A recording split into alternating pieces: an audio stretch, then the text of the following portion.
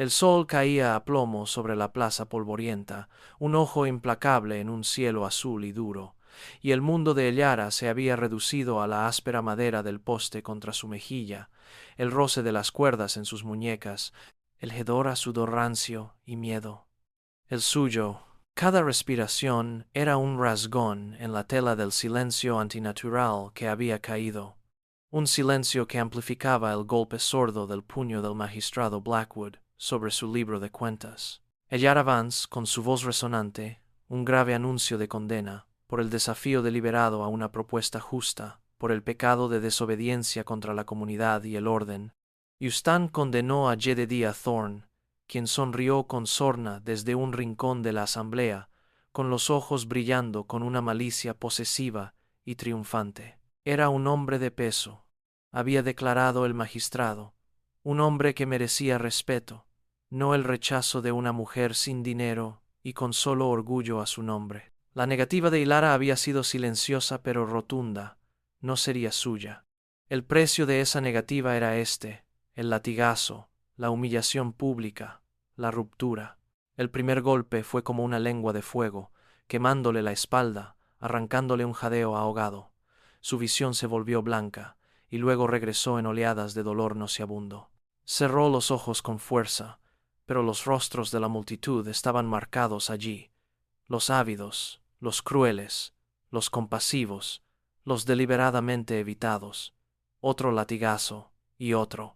Su desgastada túnica de algodón, ya delgada, se desgarró bajo el cuero silbante, dejando al descubierto una piel ampollada y supurante. Se mordió el labio hasta que la sangre le llenó la boca, un fuerte olor a cobre contra el polvo. Su mirada, cuando pudo enfocarla, se fijó en una pequeña y tenaz maleza que se abría paso por una grieta, en la tierra quemada por el sol al pie del poste. Desafiante, viva. Una chispa de algo que no era dolor, algo frío y duro, se encendió en su pecho, que la vieran sangrar, que oyeran su silencio. Era todo lo que le quedaba. Cada impacto la dejaba sin aire, una brutal interrupción del sermón constante de Blackwood sobre sus pecados. La satisfacción de Thorne era una presencia palpable, más vil que la agonía física. Podía sentir su mirada sobre ella, ardiente y posesiva, como si cada raya sobre su piel fuera una marca de su propiedad. El mundo empezó a inclinarse, los rostros se difuminaron en una sola entidad monstruosa. La oscuridad lamía los bordes de su vista, prometiendo olvido, una grata huida. Pero la hierba rebelde permaneció, una pizca de verde en un mundo de polvo marrón y dolor rojo. Si ella podía aferrarse a la vida aquí, ella también. El aire volvió a quebrarse con el silbido del látigo, pero la agonía prevista se pospuso, reemplazada por una respiración entrecortada de la multitud. Una nueva voz, grave y firme como una piedra de río, interrumpió la cadencia justiciera del magistrado. Bastantes cabezas se giraron, y Lara, con la cabeza colgando, forzó los ojos a abrirse. Una figura borrosa se materializó entre la neblina de dolor. Un hombre alto y delgado se recortaba contra el sol brutal. Era un forastero, con la ropa gastada pero limpia, el rostro curtido por el viento y la soledad, no por la vida tranquila del pueblo. El magistrado Blackwood farfulló, con la mandíbula temblando de indignación. ¿Quién se atreve a interferir con un castigo legítimo? El extraño avanzó, con pasos pausados, pero decididos. Se detuvo a pocos metros del poste, con la mirada fija en Ellara, no en Blackwood, sino en ella. Una mirada que ella no pudo descifrar, ilegible como las mazas distantes. «Será mi esposa», declaró, palabras desprovistas de emoción, pero con un peso innegable. Una exclamación colectiva recorrió a los presentes. Thorne se abalanzó hacia adelante, con el rostro desencajado de rabia. Thorne se abalanzó hacia adelante, con el rostro desencajado de rabia. Es mía. Esto es un ultraje. Blackwood, momentáneamente aturdido, recuperó la voz. ¿Con qué argumentos, forastero? Esta mujer ha rechazado una oferta legítima, ha avergonzado a un ciudadano respetable. Los ojos del forastero, del color de la pizarra bajo un cielo tormentoso, finalmente se tornaron negros. Metió la mano en una gastada bolsa de cuero que llevaba en el cinturón y sacó unas monedas, cuyo brillo apagado se atenuaba bajo la cruda luz. Las arrojó al libro de cuentas del magistrado. La multa, entonces. Para ella, las monedas tintinearon con una firmeza indiscutible. Silas, pues ese fue el nombre que susurraron más tarde en voz baja, se volvió hacia Hilara. No habló, pero sus movimientos fueron suaves al comenzar a desatar las cuerdas de sus muñecas en carne viva. En el momento en que la última atadura se desprendió, sus piernas se doblaron. Antes de que pudiera tocar la tierra implacable, unos brazos fuertes la rodearon, levantándola como si no pesara nada. Su mejilla se apoyó en una camisa tosca que olía a polvo, pino y algo único de él. La multitud se apartó en silencio mientras él la alejaba de la plaza, lejos de la furia impotente de Thorn y su indignación, que resumaba madera negra, dejando solo el eco de su reclamo y el aroma de su sangre en el suelo cruel del pueblo. Su último pensamiento coherente, antes de que la oscuridad la envolviera, fue el asombroso e imposible hecho de estar libre del poste, acunada, moviéndose. El viaje fue un torbellino de movimientos bruscos y dolor abrasador, interrumpido por momentos de conciencia borrosa. Sintió el sol en la cara, luego la frescura de la sombra, el olor a caballo y cuero. Cuando pudo abrir los ojos, vio la áspera y hermosa extensión de una tierra implacable que se extendía por doquier. Afloramientos rocosos, vegetación escasa y tenaz, un cielo increíblemente vasto. Silas se movía con el caballo, a un ritmo constante que era casi relajante, a pesar de la agonía que la atravesaba con cada paso. Le habló solo al animal, en murmullos bajos que ella no pudo captar. Un rato después, el movimiento se detuvo. A través de sus párpados entrecerrados e hinchados, percibió la silueta de una cabaña, pequeña y construida con troncos toscamente labrados, enclavada contra una colina baja que parecía haber brotado de la tierra misma. Era espartano, casi sombrío, pero emanaba una sensación de solidez, de refugio. Dentro estaba fresco y oscuro. La recostó con cuidado en un catre estrecho cubierto con una manta gruesa y remendada. La repentina quietud fue un alivio. Aunque toda su espalda latía con un pulso intenso, salió y regresó con una palangana de agua y trapos limpios. Sus manos, sorprendentemente hábiles para su tamaño y aspereza callosa, comenzaron a limpiarle las heridas. Trabajaba con una eficiencia impersonal, pero había una delicadeza en su tacto que denotaba una ternura inesperada.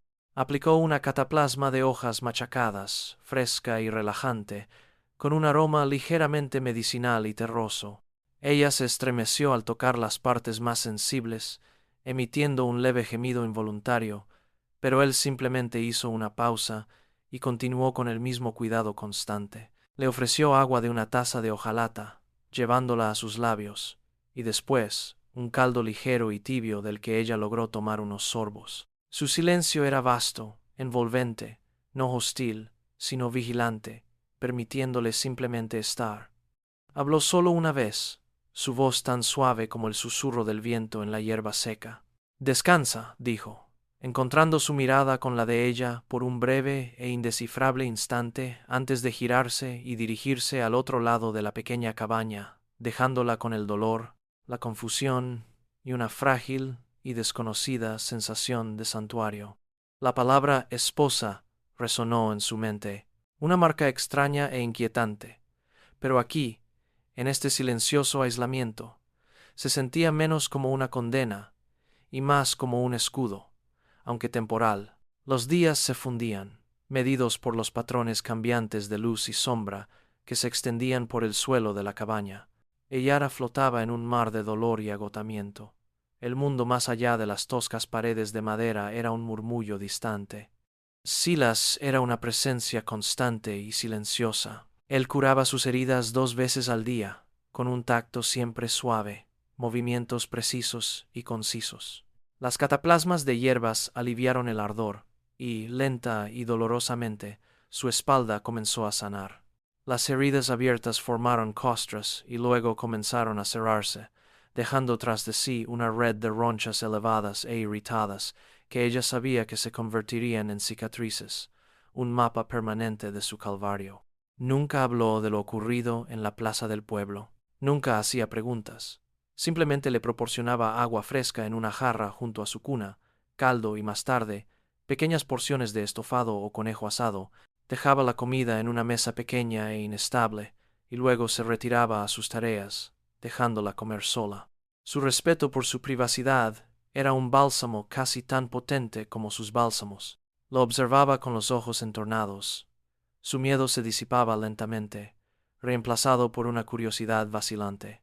Se movía con una silenciosa competencia, ya fuera remendando un arnés, afilando un hacha o simplemente contemplando el vasto e indiferente paisaje.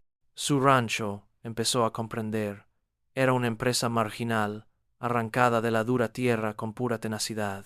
Unas pocas reses flacas pastaban en un prado toscamente cercado, mientras un pequeño huerto se resistía a la árida tierra. Su vida era de trabajo constante, de improvisar. Sin embargo, había dignidad en su lucha, una resiliencia que reflejaba la tenaz vida del desierto que los rodeaba. Él era parte de esta tierra, tan curtido y resistente como los antiguos enebros que salpicaban las laderas. Empezó a hacer pequeños movimientos, poniendo a prueba su fuerza.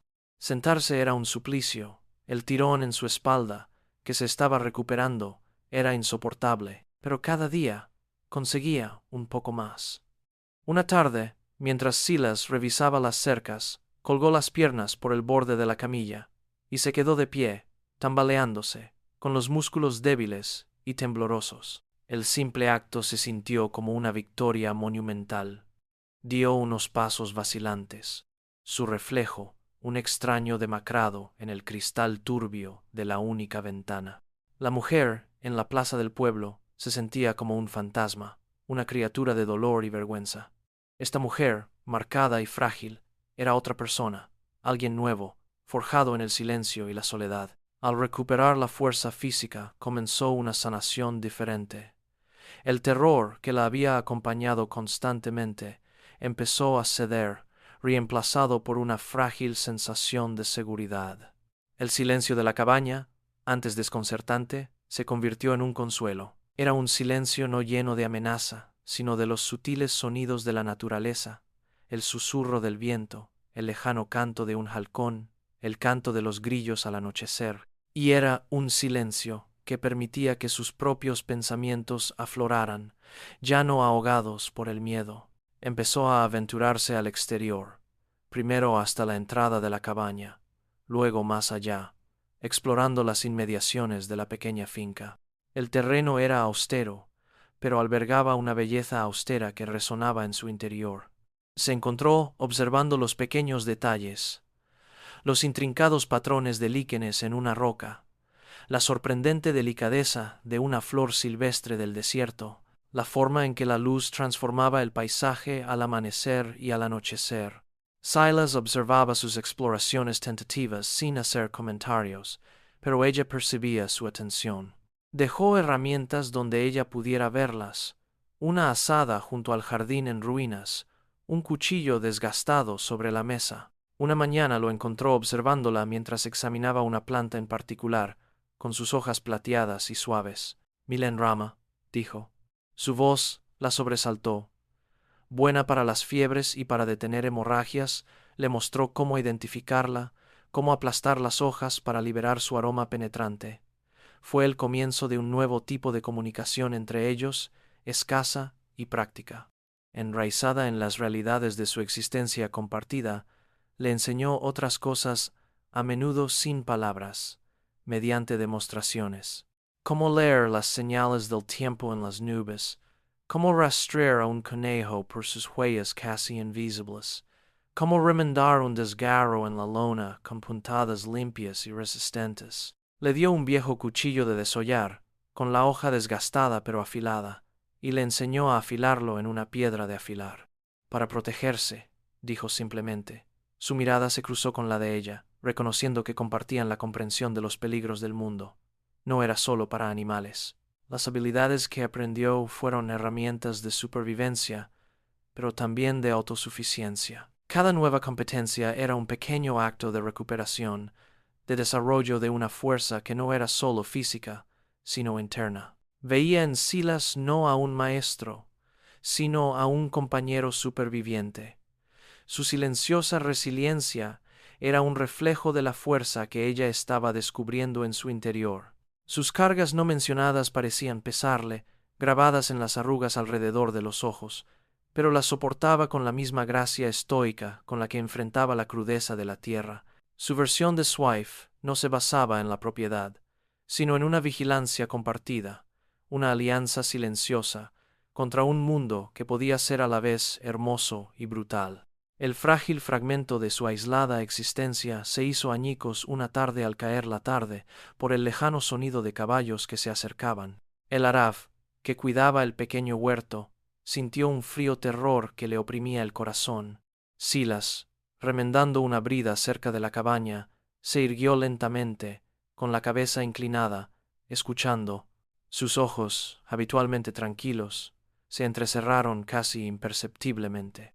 «Dentro», dijo en voz baja y urgente. Ella no cuestionó nada.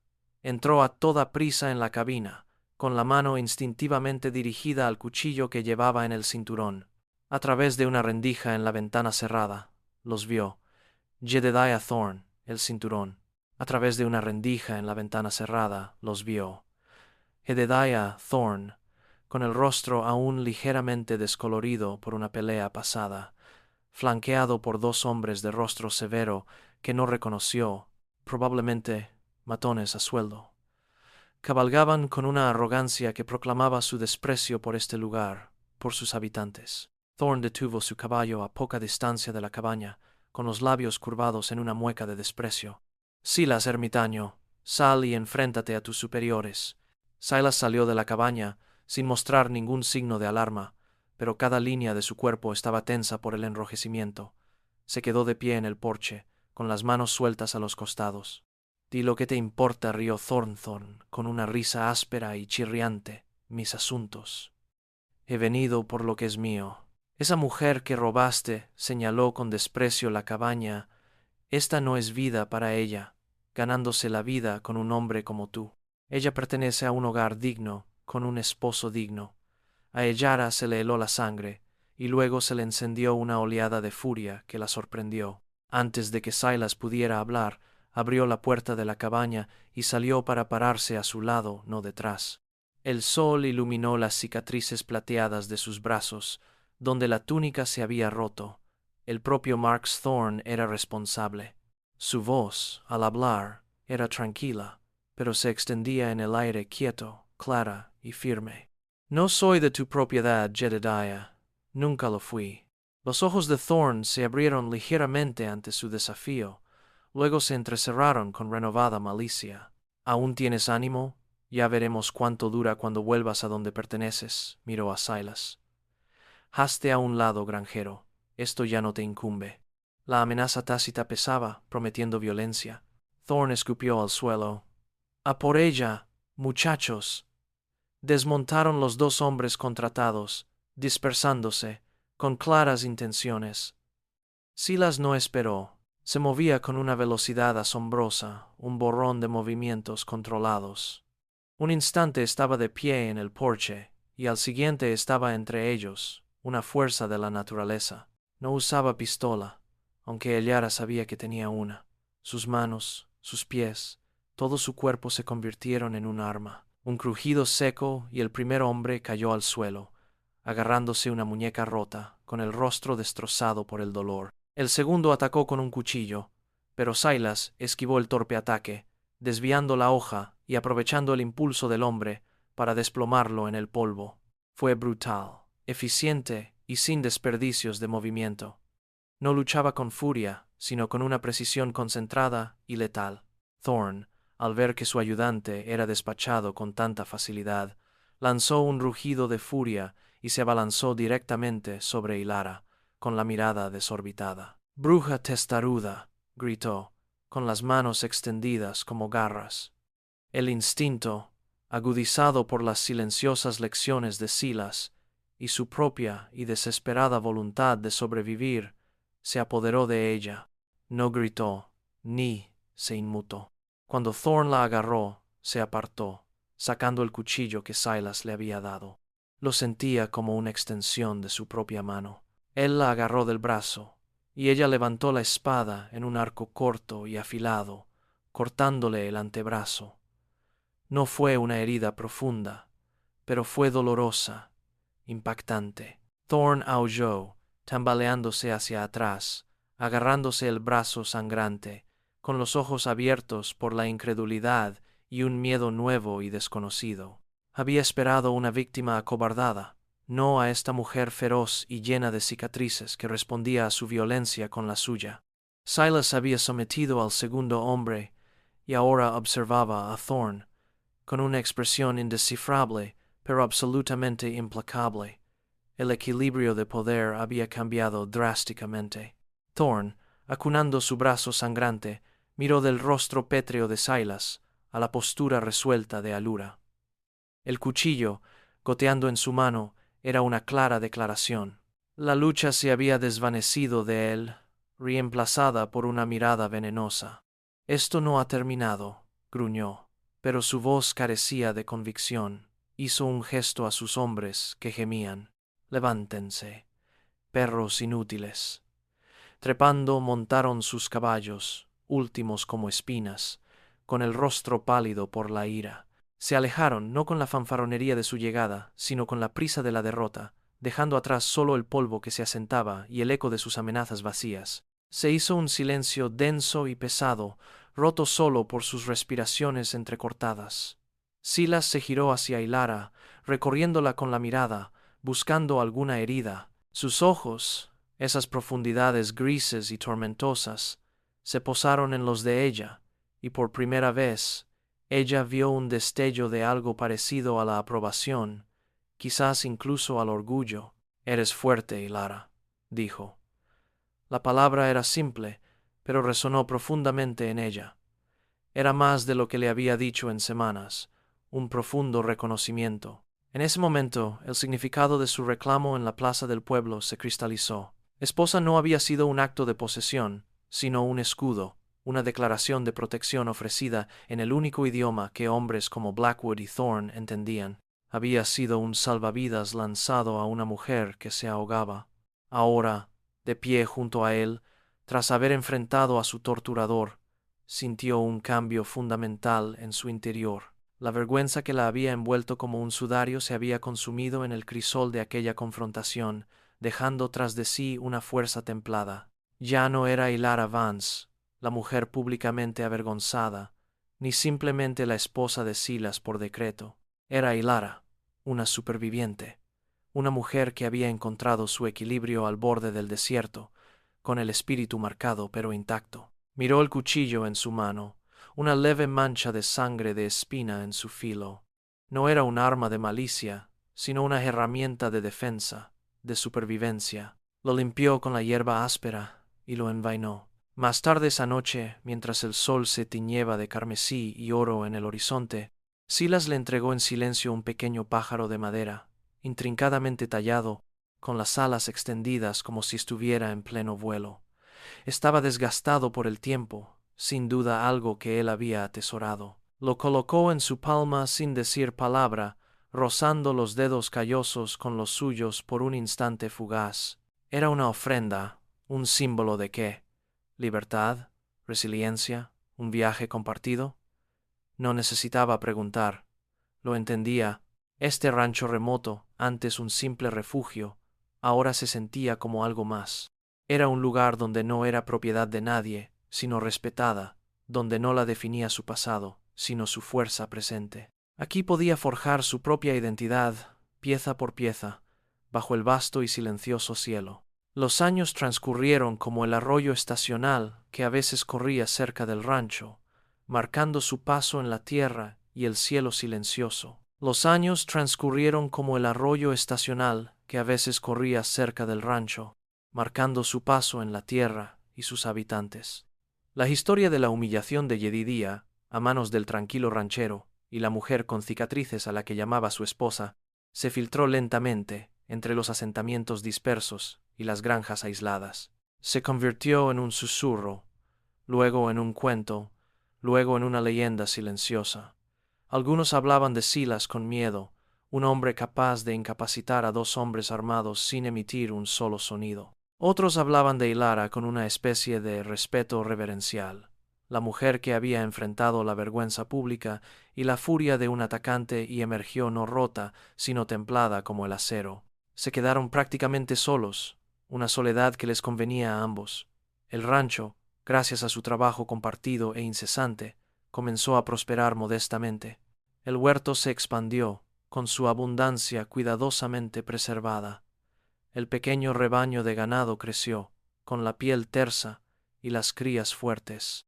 La cabaña, antes oscura, adquirió una sensación de confort, con estantes construidos con silas que contenían hierbas secas que Hilara recolectaba y esteras tejidas que ella misma confeccionaba para suavizar el suelo áspero.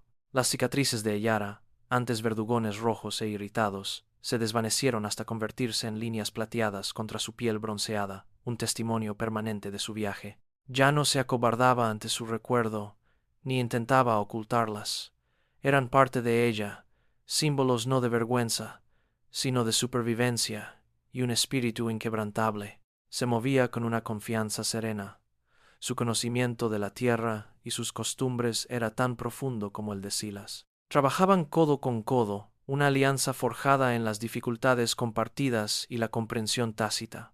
A veces, un viajero perdido o un jinete agotado se topaba con el rancho. Les ofrecían agua, comida y alojamiento para pasar la noche, con discreta dignidad. Estos visitantes se marchaban con historias del hombre silencioso y la mujer resiliente, añadiendo otra dimensión a su creciente leyenda. Hablaron de la paz que parecía invadir la pequeña granja, un marcado contraste con la crudeza de la naturaleza circundante, una paz que no nacía de la tranquilidad, sino de la fuerza ganada con esfuerzo y el respeto mutuo. Hilara se convirtió en un símbolo, aunque nunca lo buscó, un faro de resiliencia para quienes escuchaban los susurros, un testimonio silencioso del perdurable poder del espíritu humano para sanar y superarse. El sol se ponía tras los escarpados picos occidentales, tiñendo el vasto cielo de tonos violeta, rosa y dorado desvanecido. Hilara estaba sentada en el desgastado porche de la cabaña, con las manos apoyadas en el regazo y la mirada fija en el horizonte. Silas permanecía sentado a su lado en su habitual silencio. Su presencia era un peso sólido y reconfortante. El aire era fresco, con el aroma del polvo y la lluvia lejana. El canto vespertino de los grillos, una suave sinfonía. Habían pasado décadas desde el día en que él la reclamó en la plaza del pueblo, desde que ella se enfrentó a la espina, cuchillo en mano. Sus cabellos ahora estaban trenzados con plata, sus rostros grabados con las líneas del tiempo y el trabajo, mapas de una vida vivida plena y ferozmente. Su matrimonio nunca se había tratado en términos convencionales, nunca se había formalizado por la Iglesia ni por la ley más allá de esa desesperada demanda inicial. Nunca había sido necesario. Este era un vínculo forjado con pasión y silencio, una alianza de supervivencia que se había profundizado en una profunda comunión tácita. Era un voto que se renovaba cada día en el trabajo compartido, en la compañía silenciosa, en el respeto mutuo que era la piedra angular de su existencia. Las cicatrices en la espalda de Hilara, desvanecidas hacía tiempo hasta convertirse en pálidas trazas, eran ahora solo una parte de su historia, recordatorios de un pasado que no solo había sobrevivido, sino que había trascendido. Ya no la definía ese trauma, ni ningún nombre o rol que se le impusiera. Era Hilara, plena y dueña de sí misma, con su identidad forjada en el crisol de su propia resiliencia y en el tranquilo santuario de esta tierra salvaje. El rancho era su legado, un testimonio de su fuerza imperecedera, un pequeño y tenaz remanso de vida forjado en la naturaleza.